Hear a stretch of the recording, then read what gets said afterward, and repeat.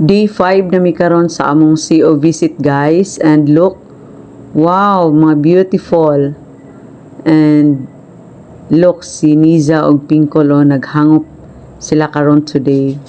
Another day of happiness guys. Wow, it's so inspiring.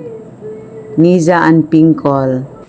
Ingon si Pinkol, ang ngayon daw si Niza mag Bethelite. Wow, sana all mag-Bethelite. Yes, nag-enjoy ko sa ila duha. Enjoying talking each other. And nakita po na ko si Niza, nag-enjoy po siya this month sa iyang first time auxiliary pioneer after sa iyang baptism.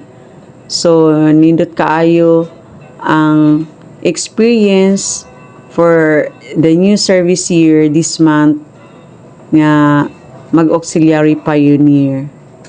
Inspiring kaayo tan-awon ni sila na diri si Janding and si Wella. Wow, ready na for the field service Saturday. Ulit ka ba? Ay, absent. Naka-absent ko sa Friday. Mako. Gahapon. Absent na po ka isa. 90% yapon. Oh, 90% gahapon lagi. Ayaw mo. Dili ka buban sa amo. Okay na may inyo. Lagi. Correct. Tinood. Ang gwapa. Ay, kabibo. Bibo ka ay tanit. Gani. Wala na. Bibo. Si Roymer.